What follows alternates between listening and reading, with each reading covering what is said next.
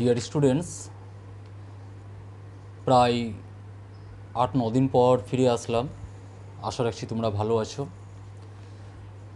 মাঝখানে কিছু প্রবলেমের জন্য আমি আর তোমাদের ক্লাস পাঠাতে পারিনি।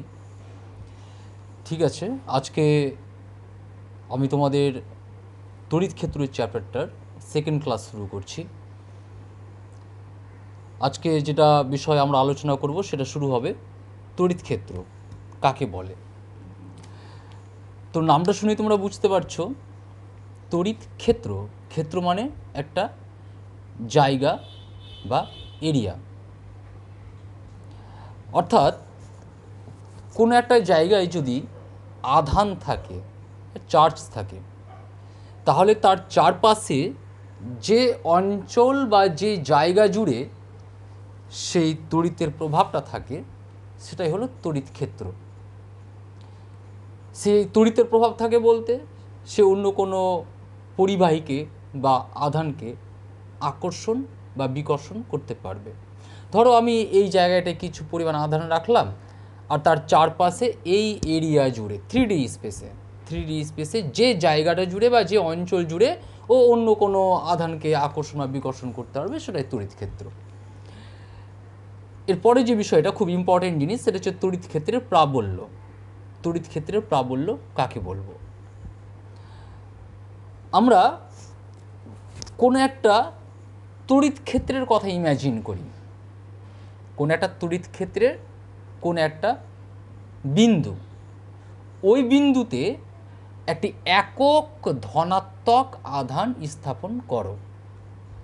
তড়িৎ ক্ষেত্রের কোনো একটি বিন্দুতে একক ধনাত্মক আধান স্থাপন করা হলো। ওই আধানের উপরে যে পরিমাণ তড়িৎ বল প্রযুক্ত হবে সেটাই হলো ওই বিন্দুর তড়িৎ ক্ষেত্রের প্রাবল্য। একটু খাতা পেনে দেখা যাক। মনে করো এইখানে ধনাত্মক আধান আছে কিছু পরিমাণ এবং এর চারপাশে এই অঞ্চলটা হচ্ছে তড়িৎ ক্ষেত্র। এর বাইরে, এই ক্ষেত্রটার বাইরে এই আধানের কোনো আকর্ষণ বা বিকর্ষণ ক্ষমতা নেই। এই তড়িৎ ক্ষেত্রের মধ্যে পি একটি বিন্দু। এই বিন্দুতে তড়িৎ ক্ষেত্রের প্রাবল্য কাকে বলবো? তাহলে এখানে একটা একক ধনাত্মক আধান স্থাপন করো। এটার আধান মনে করো কিউ। সে এটা প্লাস হতে পারে, মাইনাস হতে পারে, যে কোনো কিছু একটা হতে পারে। এখানে কিন্তু সবসময় যে বিন্দুতে আমি তড়িৎ ক্ষেত্রের প্রাবল্য নির্ণয় করব সেই বিন্দুতে সর্বদাই একক ধনাত্মক আধান স্থাপন করতে হবে। এটা কিন্তু মাথায় রাখবে টোটাল সিলেবাস জুড়ে। তাহলে এই একক ধনাত্মক আধানের উপর এই আধানটার দরুন যে পরিমাণ বল প্রযুক্ত হবে সেটাই হলো এই বিন্দুর তড়িৎ ক্ষেত্রের প্রাবল্য। কুলম্বের সূত্র অনুযায়ী এই দুটো আধান একে অপরকে যে বল দ্বারা আকর্ষণ করবে সেটা হচ্ছে F = 1/4 epsilon into Q into 1/r square. সূত্রটা আসলো এখান থেকে F = 1/4 epsilon not Q1 into Q2/r square. এই সূত্র মানে এই ফর্মেশন বা ফর্মুলা বা ইকুয়েশন আর ইকুয়েশনের মধ্যে ডিফারেন্সটা কোথায়?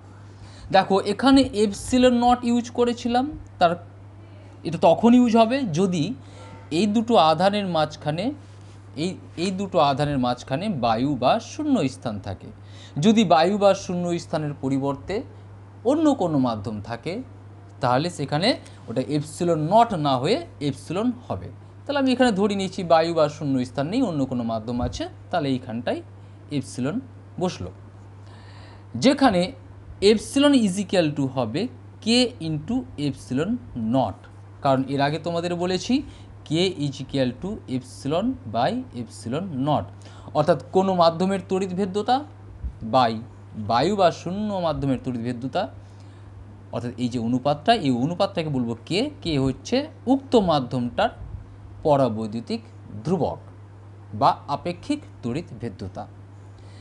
আচ্ছা, এবার চলে আসি এখানটায় কিউ ওয়ান বলতে আমি এই আধানটাকে ধরেছি যেটা কিউ, আর কিউ টুটা হচ্ছে এটা। তাহলে অ্যাকচুয়ালি যে ব্যাপারটা দাঁড়ালো এফ ইজিক্যাল টু 1/4 কে into epsilon not into Q by R square.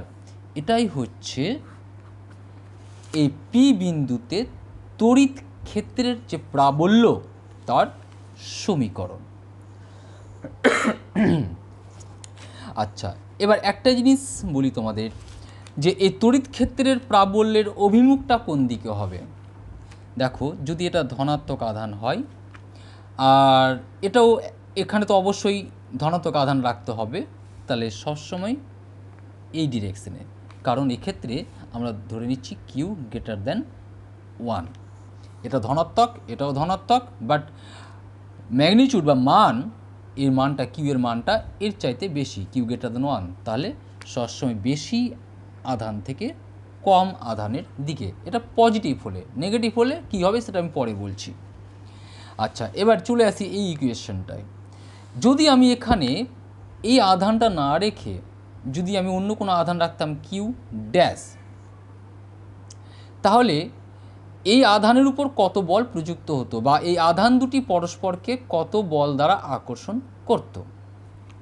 তাহলে কুলম্বের সূত্র অনুযায়ী F is equal to 1/4 epsilon into Q dash by R square. এখানে আরটা কি, আর হচ্ছে এই দুটো আধানের মধ্যবর্তী দূরত্ব। এবার আমি এই 1 নম্বর ইকুয়েশন আর এই 2 নম্বর ইকুয়েশন, এই দুটো ইকুয়েশন থেকে একটা কনক্লুশনে পৌঁছাবো। দেখো, যখন পি বিন্দুতে একক আধান ছিল তখন তার উপর ক্রিয়াশীল বল ছিল এটা। আবার পি বিন্দুতে যখন আমি কিউ ড্যাশ আধান রেখেছি তার উপর ক্রিয়াশীল বল হচ্ছে এটা। এই দুটোর মধ্যে তড়িৎ ক্ষেত্রের প্রাবল্য বলবো কোনটাকে, এটাকে। এটা হচ্ছে এই পি বিন্দুতে তড়িৎ ক্ষেত্রের প্রাবল্য, কারণ এখানে একক ধনাত্মক আধান রেখেছিলাম এবং সেই প্রাবল্যের মান বা রাশিমালা হচ্ছে এই ইকুয়েশন। এই দুটো ইকুয়েশন যদি কম্পেয়ার করি তাহলে দেখো এফ ইজিক্যাল টু কী পাচ্ছি আমরা। আচ্ছা, এখানে আমরা এফ দিয়েছি বল দিয়ে রিপ্রেজেন্ট করেছি, কিন্তু এখানে যেহেতু এটা একক ধনাত্মক আধান এবং এটাকে বলছি প্রাবল্য, তাই এই এফ না লিখে আমরা লিখবো এখানটা ই। এটা ই লিখে নাও।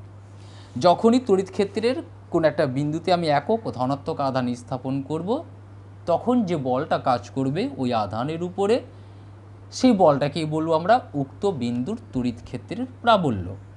এবং সেটা অ্যাকচুয়ালি বলই, কিন্তু প্রাবল্য, সেটা বিশেষ বল, তাকে নাম দিচ্ছি প্রাবল্য, এবং সেটাকে আমরা রিপ্রেজেন্ট করব ই দিয়ে। তাহলে আমি এটাকে ই করলাম, এটাকেও ই করলাম, কিন্তু এটা কিন্তু ই হবে না, কারণ এটা একক আধান নেই, অন্য কোনো আধান আছে।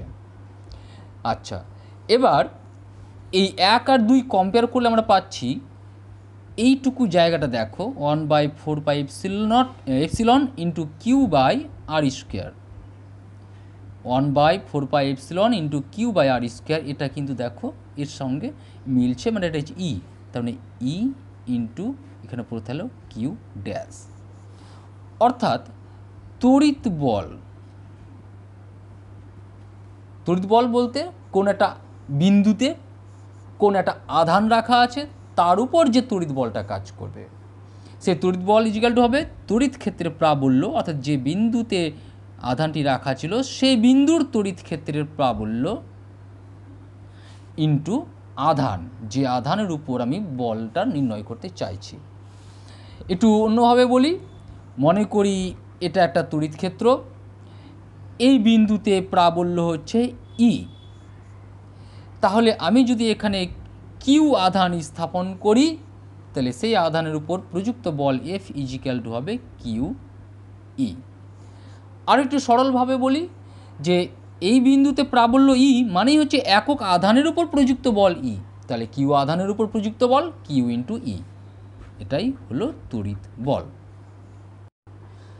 তাহলে তড়িৎ ক্ষেত্রের প্রাবল্য এর একক কী হবে, একক মাত্রা, চলো দেখা যাক।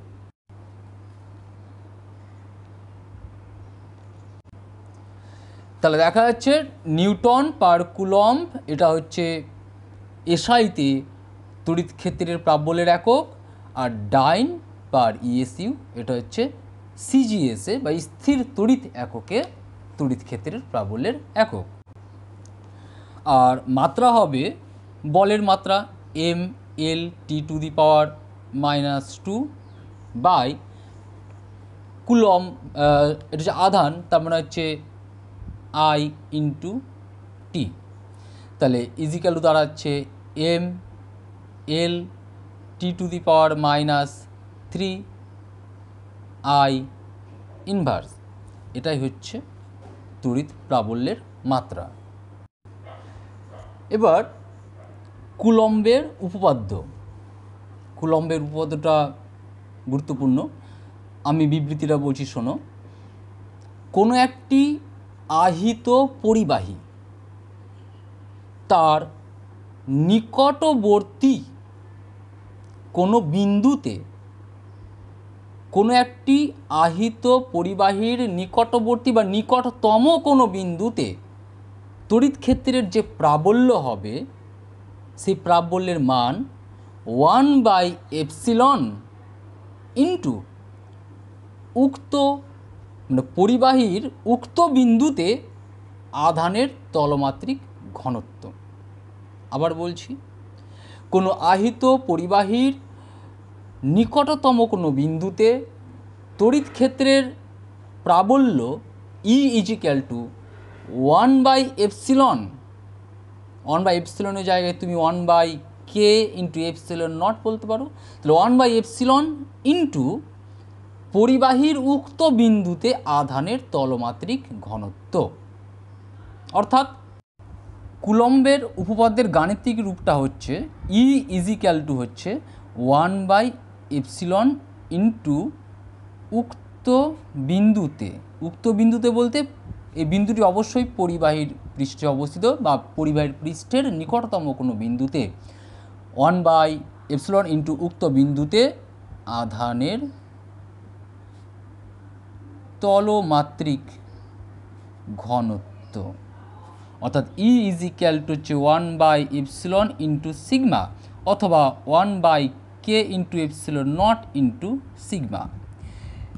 তো ডিয়ার স্টুডেন্টস, এটা কিন্তু প্রমাণ করতে হবে আমাদের।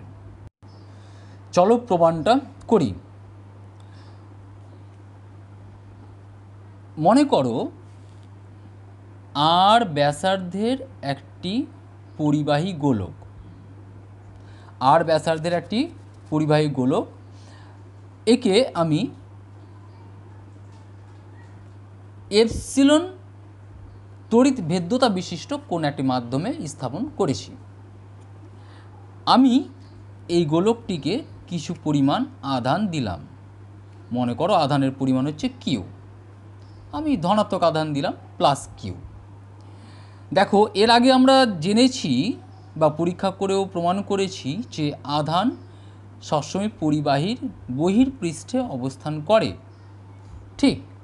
কিন্তু যখন আমরা ক্যালকুলেশন করব তখন আমরা ধরে নেব যে আধান পরিবাহীর কেন্দ্রে অবস্থান করে। অর্থাৎ আমি যদি এখানে কোনো একটা বিন্দু ধরি, তাহলে এই বিন্দুতে কত বল প্রযুক্ত হবে, তড়িৎ বল, সেটা ক্যালকুলেশন করার জন্য এর আধানটাকে ধরে নেব যে সমস্ত আধান এর কেন্দ্রে আছে। তখন এই কেন্দ্র থেকে এই বিন্দুর দূরত্বটা ধরবো আমরা, যে দূরত্বটা ধরে আমরা বলটা ক্যালকুলেশন করি। ঠিক আছে, এখানে কুলম্বের উপপাদ্যটা প্রযোজ্য হচ্ছে বা বিবৃতিতে বলা হয়েছে আহিত পরিবাহীর নিকটতম কোনো বিন্দুতে। তাহলে আমি এই বিন্দুটা এখানে ধরলাম নিকটতম কোনো বিন্দু। তাহলে খুব স্বাভাবিকভাবে তোমরা দেখতে পাচ্ছ যে এই গোলীয় পরিবাহীর কেন্দ্র থেকে এই বিন্দুর দূরত্ব আর এই পরিবাহীটার ব্যাসার্ধ আর প্রায় সমতুল। তাহলে এটাকেও আমরা ধরে নিতে পারি আর। এবার এই বিন্দুতে যে তড়িৎ ক্ষেত্রের প্রাবল্য E equal to 1/4πε into Q/r square, ঠিক যেভাবে আমি তোমাদের এর আগে প্রাবল্যটা নির্ণয় করেছিলাম সেই জিনিসটাই। এখানে তুমি ইজিক্যাল টু দিয়ে লিখতে পারো 1/4 কে into epsilon not into Q by R square. থাক, এটা 1 নম্বরে রাখি। আবার দেখো, একে আমরা আধান দিয়েছি কিউ পরিমাণ, বাস্তবে এর আধানটা এই পৃষ্ঠে ছড়িয়ে আছে। এই পৃষ্ঠের ক্ষেত্রফল হচ্ছে 4 আর স্কোয়ার। তাহলে এর প্রতি একক ক্ষেত্রফলে কতটা আধান আছে, অর্থাৎ এর আধানের তলমাত্রিক ঘনত্বটা কত। তাহলে এর আধানের তলমাত্রিক ঘনত্ব sigma is equal to Q by 4 epsilon into Q by 4 R square. তাহলে এখান থেকে আমরা বলতে পারি যে কিউ ইজিক্যাল টু হচ্ছে 4 আর স্কোয়ার ইন্টু এপসিলন। এটা নাম্বার 2।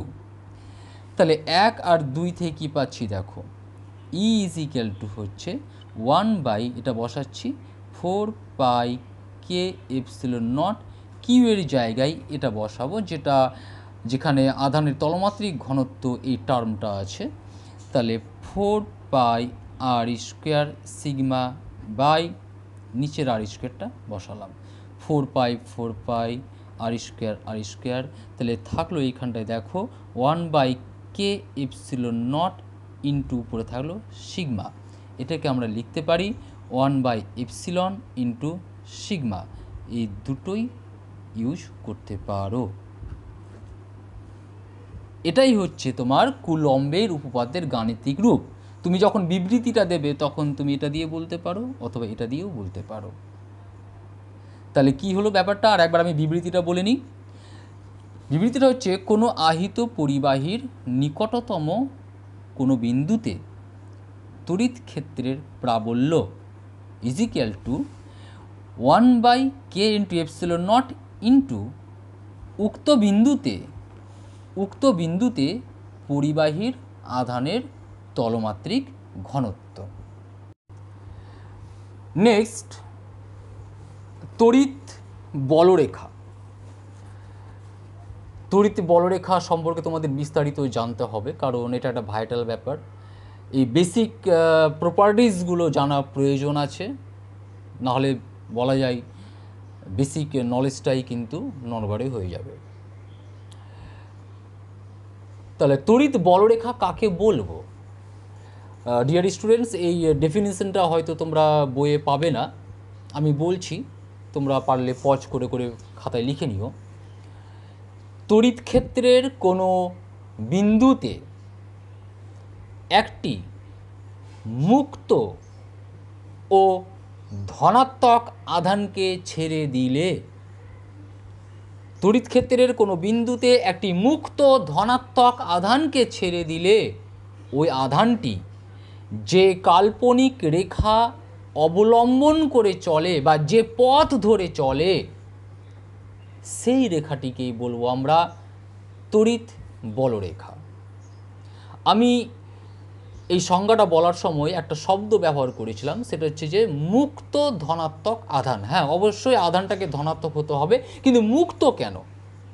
মুক্ত বলছি এই কারণেই যে ওই আধানটাকে আমরা যে তড়িৎ ক্ষেত্রে ছেড়ে দিচ্ছি পথ চলার জন্য, যে পথ ধরে যাচ্ছে সেই পথটা দেখার জন্য, সেই তড়িৎ ক্ষেত্র ছাড়া অন্য কোনো তড়িৎ ক্ষেত্র যেন ওই আধানের উপর প্রভাব ফেলতে না পারে। অর্থাৎ আমাদের আলোচ্য তড়িৎ ক্ষেত্র ছাড়া অন্য কোনো তড়িৎ ক্ষেত্রের প্রভাব বা তাড়িতিক প্রভাব ওই আধানটির উপরে থাকবে না।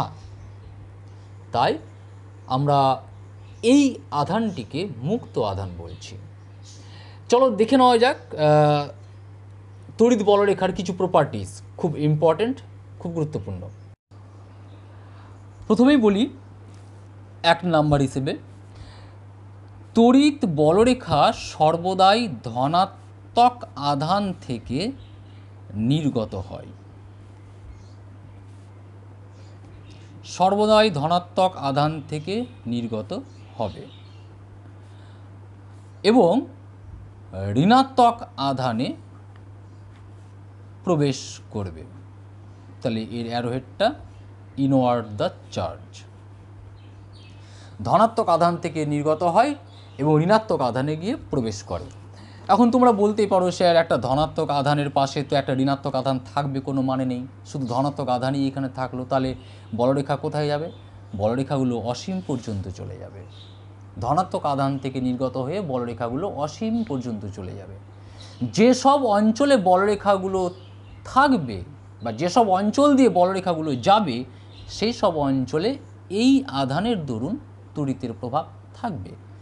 যেসব অঞ্চলে বলরেখা থাকবে না সেই সব অঞ্চলে তোমার তড়িতের কোনো প্রভাব থাকবে না। আবার একটা কথা বলি, যতদূর যাবে বলরেখাগুলোর মানে সংখ্যা ঘনত্ব অর্থাৎ প্রতি একক ক্ষেত্রফলের মধ্য দিয়ে অতিক্রান্ত বলরেখার সংখ্যা কমে যাবে। যেমন ধরো এখানে যে আমি যদি একটা বাল্ব জ্বালাই, তাহলে এই বাল্ব থেকে যে রশ্মিগুলো নির্গত হচ্ছে সেগুলো সবাই কিন্তু অভিসারী রশ্মি, সবাই অভিসারী রশ্মি, অর্থাৎ এদের মধ্যে ডিস্ট্যান্স রশ্মিগুলোর মধ্যে দূরত্ব ক্রমাগত বাড়ছে। আমি এখানে একক ক্ষেত্রফল নিলাম, এখানেও একক ক্ষেত্রফল নিলাম, এখানেও একক ক্ষেত্রফল, এখানেও একক ক্ষেত্রফল, প্রত্যেক জায়গায় একক ক্ষেত্রফল নিলাম। দেখো এই এরিয়াটা উৎসের কাছাকাছি আছে বলে এর মধ্যে দিয়ে অতিক্রান্ত রশ্মির সংখ্যা বেশি। যত দূরে যাব প্রতি একক ক্ষেত্রফলের মধ্য দিয়ে অতিক্রান্ত রশ্মির সংখ্যা তত কম হবে। ঠিক এখানেও তাই, আমি এই আধান থেকে যত দূরে যাব প্রতি একক ক্ষেত্রফলের মধ্য দিয়ে নির্গত তড়িৎ বলরেখার সংখ্যা তত কম হবে, ফলে যত দূরে যাব তড়িৎ ক্ষেত্রের প্রাবল্য তত কমবে। তাহলে কি বলছিলাম যে বিষয়টি, যে এখানে যদি শুধু ধনাত্মক আধান থাকে, এর পাশে যদি কোনো ঋণাত্মক আধান না থাকে, তাহলে বলরেখাগুলো অসীম পর্যন্ত যাবে।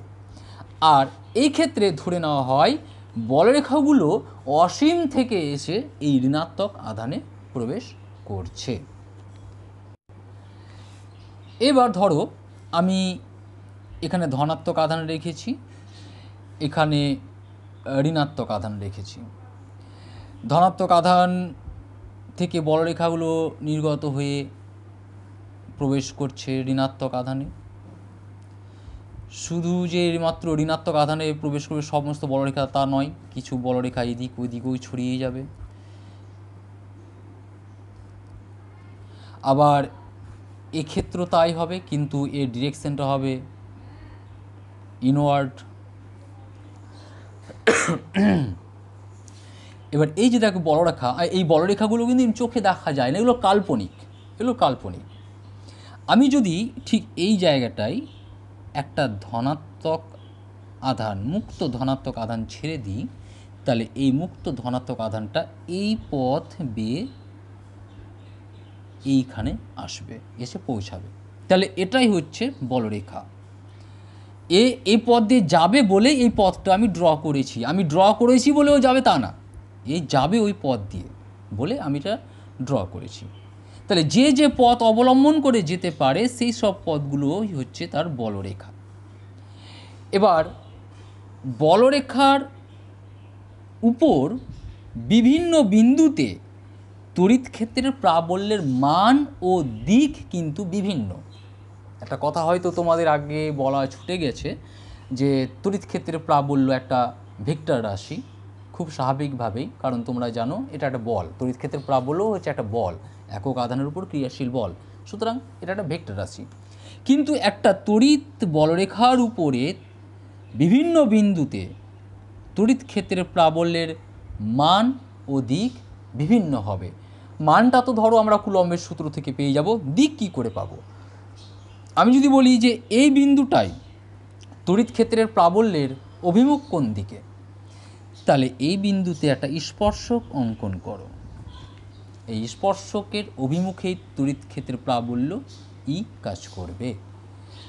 তুমি কিন্তু ভুল করে স্পর্শকটা এই ডিরেকশনে ড্র করবে না, তড়িৎ বলরেখার যে অভিমুখ সেই ডিরেকশনেই তোমাকে স্পর্শকটা অঙ্কন করতে হবে।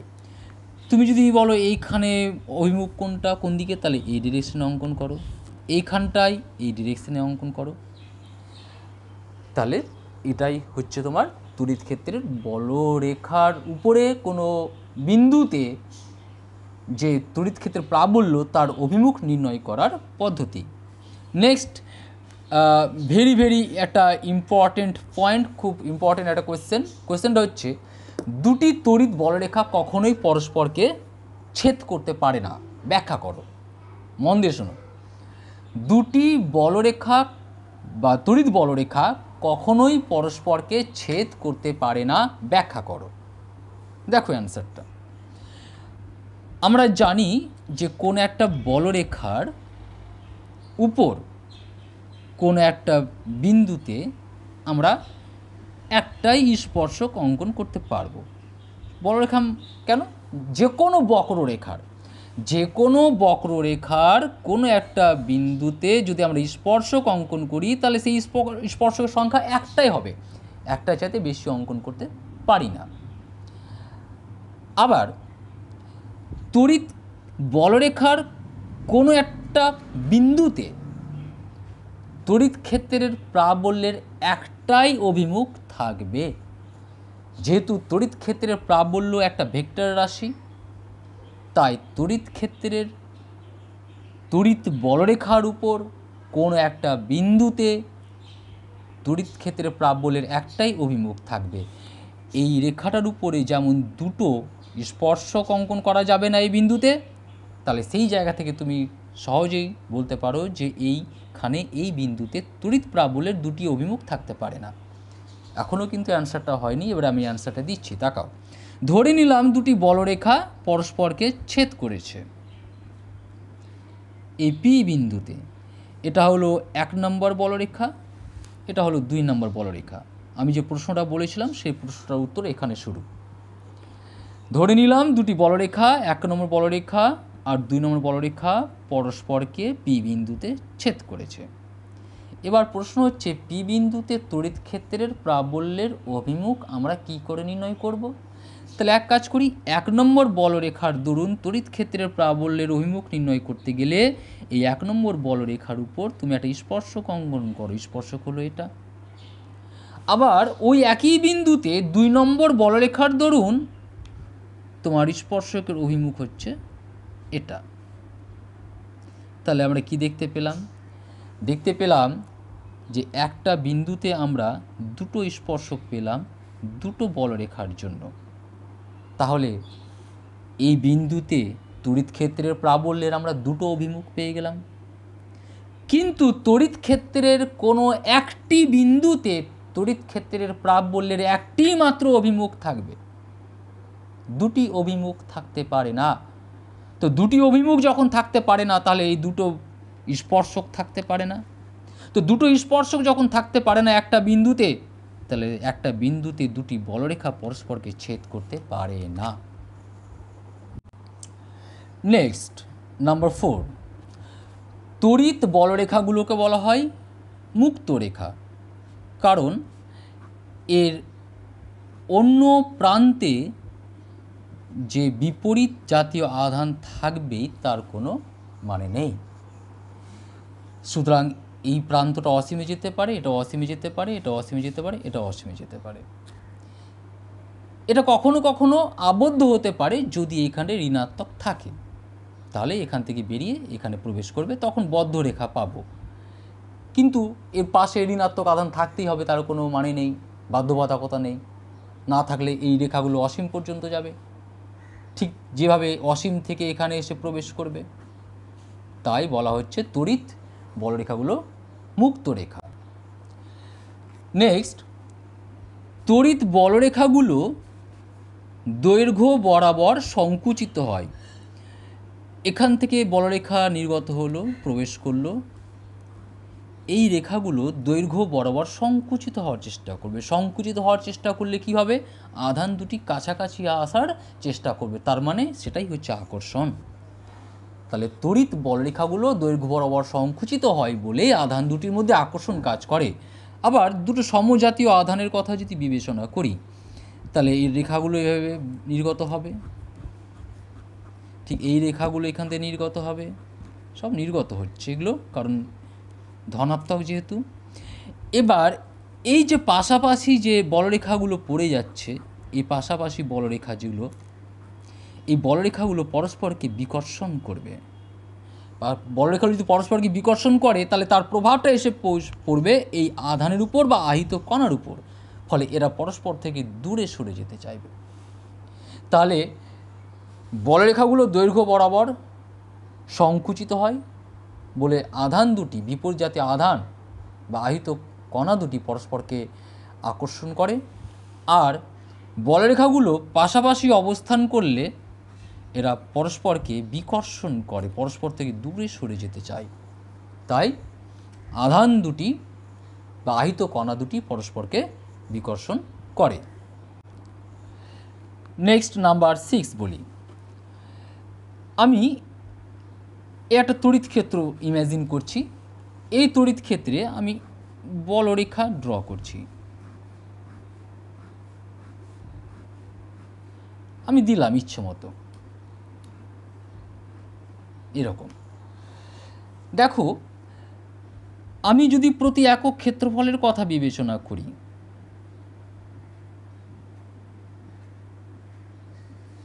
তাহলে সবচেয়ে বেশি পরিমাণ বলরেখা এই তলটার মধ্যে দিয়ে অতিক্রান্ত হয়েছে, তার চেয়ে কম এখানে, তার চেয়ে কম এখানে, যত দূরে যাব তত কমতে থাকবে। এর আগে বলেছিলাম যেখানে যত বেশি বলরেখা থাকবে প্রতি একক ক্ষেত্রফলের মধ্যে, সেখানে তড়িৎ ক্ষেত্রের প্রাবল্য সবচেয়ে বেশি হবে। তাহলে এইখানে প্রাবল্য কম, আরও কম, আরও কম করে, আর যত দূরে যাচ্ছি তত কমছে। তার মানে এই জায়গাটায় বলতে পারি যে তড়িৎ ক্ষেত্রটা আমি দেখালাম, সেইখানে সেই ক্ষেত্রটার সব জায়গায় তড়িৎ ক্ষেত্রের প্রাবল্য সমান নয়। এটা সুষম তড়িৎ ক্ষেত্র না, এটা হচ্ছে অসম তড়িৎ ক্ষেত্র। তাহলে সুষম তড়িৎ ক্ষেত্রে বলরেখাগুলো কেমন হবে? সুষম তড়িৎ ক্ষেত্রে বলরেখাগুলো হবে পরস্পর থেকে সমান দূরত্বে ও পরস্পরের সমান্তরাল। যদি বলরেখাগুলো অবস্থান এই রকম হয় বা সজ্জা এই রকম হয়, তাহলে বলবো এই জায়গাটায় যে তড়িৎ ক্ষেত্র আছে সেটা হচ্ছে সুষম তড়িৎ ক্ষেত্র। ধরা যাক এটা একটি ধাতব পাত, এটা একটি ধাতব পাত, এবং আমি বলছি যে পাত দুটির মধ্যে সুষম তড়িৎ ক্ষেত্র আছে। তাহলে পাত দুটির মধ্যে যে বলরেখাগুলো হবে সেটা পরস্পর থেকে সমদূরবর্তী ও পরস্পরের সমান্তরাল। আমি তাড়াহুড়ো করে আমি ড্র করলাম, তোমরা দেখে নেবে। কিন্তু শেষ প্রান্তে বলরেখাগুলো কিন্তু আর পরস্পরের সমান্তরাল থাকবে না। শেষ প্রান্তে বলরেখাগুলো কিন্তু এইভাবে বেঁকে যাবে, কারণ এইখানে এই দুটো প্রান্তে পরিবাহীটা শেষ হচ্ছে। সিমিলারলি এই দুটো প্রান্তে এই পরিবাহীটা শেষ হচ্ছে, তাহলে এখানে বক্রতা বেশি। এটা ফ্ল্যাট অংশ, এটা ফ্ল্যাট অংশ, কিন্তু এই দুটো অংশ কোণ, এখানে বক্রতা বেশি, ফলে এখানে আধানের তলমাত্রিক ঘনত্ব বেশি, ফলে এখানে বলরেখাগুলো কিন্তু বেঁকে যাবে। এর অভ্যন্তরে যা তড়িৎ ক্ষেত্র সৃষ্টি হয়েছে তার চেয়ে বেশি তড়িৎ ক্ষেত্র এখানে সৃষ্টি হবে দুই প্রান্তে, বলে বলরেখাগুলো বেঁকে যাবে। তো ডিয়ার স্টুডেন্টস, অনেকক্ষণ ধরেই তোমরা খাতায় লেখালেখি দেখছো, অনেকক্ষণ ধরে আমার মুখ দেখতে পাওনি। আমি ভাবলাম একটু মুখটা দেখাই, যদিও খুব একটা সুশ্রী নয় আমি। ঠিক আছে, এখন প্রশ্নটা হচ্ছে, আজকের একটা লাস্ট টপিক বলবো, তারপর তোমাদের আজকের ক্লাসটা বন্ধ করব। ম্যাক্সওয়েলের মতানুসারে বা মতবাদ অনুসারে তড়িৎ ক্ষেত্রের সংজ্ঞা। ম্যাক্সওয়েলের মতবাদ অনুযায়ী তড়িৎ ক্ষেত্রের সংজ্ঞা। এর আগে আমরা জেনে নেব ম্যাক্সওয়েল একটা তত্ত্ব বা তথ্য দিয়েছেন, সেটা হচ্ছে কিউ আধান। কোন একটা বিন্দুতে কিছু আধান রাখা আছে, ধরে নিলাম ধনাত্মক আধান আছে, তাহলে সেই আধান থেকে বলরেখা নির্গত হবে। তো ধনাত্মক আধান যার চারপাশ থেকে বলরেখা নির্গত হবে। প্রশ্ন হচ্ছে কতটা বলরেখা নির্গত হবে। ম্যাক্সওয়েল বলছেন ওই কিউ আধানটি যদি এপসিলন তড়িৎ ভেদ্যতা সম্পন্ন মাধ্যমে অবস্থান করে, তাহলে ওই আধানের চতুর্পার্শ্ব থেকে, চারপাশ থেকে নির্গত বলরেখার সংখ্যা হবে কিউ বাই এপসিলন। চলো খাতা পেনে দেখা যাক।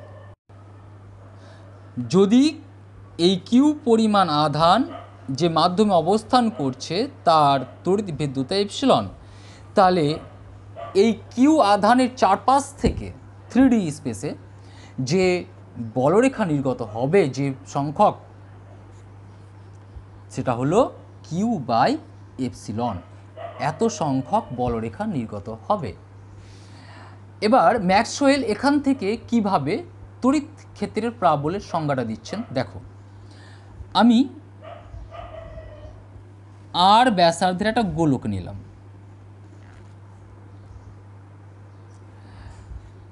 সরি এটাকে অন্যভাবে বলি, উল্টো দিক থেকে বলি। আমি এখানে কিউ পরিমাণ আধান নিলাম এবং আমি বলতে চাইছি যে এখান থেকে আর দূরত্বে একটা বিন্দু পি, এখানে কিউ পরিমাণ আধান রাখা আছে, আর দূরত্বে একটি বিন্দু পি, সেখানে তড়িৎ ক্ষেত্রের প্রাবল্য কত হবে?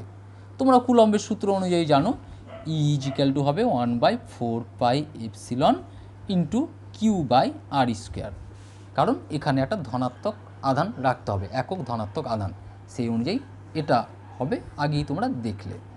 এবার ম্যাক্সওয়েল বলছেন কি কীভাবে নির্ণয় করব, এই যে বিন্দুতে আধানটা রাখা আছে সেটাকে কেন্দ্র করে এই আর এর সমান ব্যাসার্ধ নিয়ে একটা গোলক অঙ্কন করো,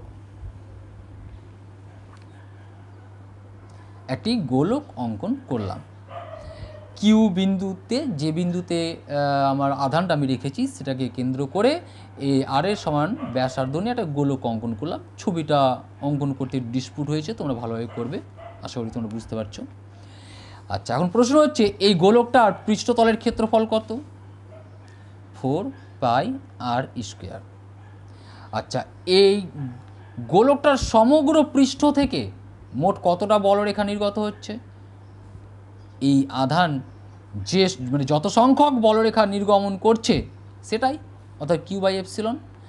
তার মানে এদিক চতুর্দিক থেকে তোমার বলরেখা নির্গত হচ্ছে এই আধান থেকে, এবং সেই বলরেখার সংখ্যা হচ্ছে কিউ বাই এপসিলন, এবং এটা নির্গত হচ্ছে 4πr² এই পৃষ্ঠতলের মধ্য দিয়ে।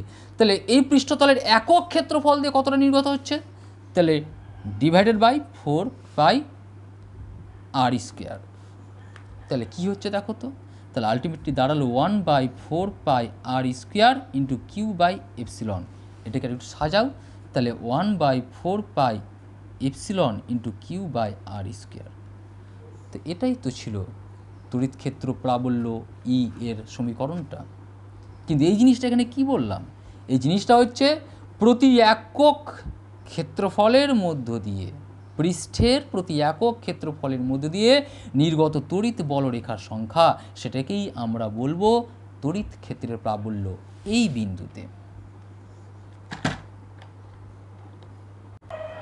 তো যদি আমরা এই বিন্দুতে নির্ণয় করতে চাই তড়িৎ বলরেখার সংজ্ঞা, তাহলে আমি এটাকে কেন্দ্র করে আমি এই পরিমাণ ব্যাসার্ধ নিয়ে আমি এই গোলকটা অঙ্কন করব।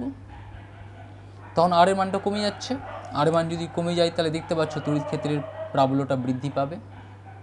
তাহলে এটাই হচ্ছে তোমার ম্যাক্সওয়েলের মতানুসারে তড়িৎ ক্ষেত্রের প্রাবল্যের যে সংজ্ঞা। তো এই সংজ্ঞা অনুযায়ী আমরা কি দেখলাম? আমরা দেখলাম যে তড়িৎ ক্ষেত্রের অভ্যন্তরে কোনো একটি বিন্দু, সেই বিন্দুর চারপাশে একক ক্ষেত্রফল, তার মধ্য দিয়ে লম্বভাবে নির্গত তড়িৎ বলরেখার সংখ্যা। আবার বলছি, তড়িৎ ক্ষেত্রের অভ্যন্তরে কোনো বিন্দুর চারপাশে প্রতি একক ক্ষেত্রফলের মধ্য দিয়ে লম্বভাবে নির্গত বলরেখার সংখ্যাকেই আমরা বলবো উক্ত বিন্দুর তড়িৎ ক্ষেত্রের প্রাবল্য। তো ডিয়ার স্টুডেন্টস, আজকের ক্লাসটা এই পর্যন্তই। নেক্সট দিন আমরা আলোচনা করব তড়িৎ দ্বিমেরু নিয়ে। যদি তোমাদের আজকের ক্লাসে কোনো সমস্যা হয় তাহলে তোমরা জানিও ইউটিউব চ্যানেলে তোমরা জানিও। আমি তোমাদের হোয়াটসঅ্যাপ গ্রুপে নেই, কারণ এত মেসেজ ঢুকছে যে আমার মোবাইল জ্যাম হয়ে যাচ্ছে, তাই বাধ্য হয়ে আমি বেরিয়ে গেছি। তোমরা ইউটিউব চ্যানেলে তোমরা কমেন্ট করো, অ্যান্সার পাঠিয়ে দেবো, তোমরা পেয়ে যাবে। মাঝখানে একটা ক্লাসের আমি কিছু কোশ্চেন দিয়েছিলাম আগের চ্যাপ্টারের, সেই কোশ্চেনের কিছু অ্যান্সার আমি তোমাদের তৈরি করতে বলেছিলাম। কিছু প্রবলেম আছে কয়েকজনের, সেই প্রবলেমগুলো আমি জানতে পেরেছি, আমি সময় মতো পাঠিয়ে দেবো। যাকে তোমরা সবাই ভালো থেকো, সাবধানে থেকো, দেখা হবে।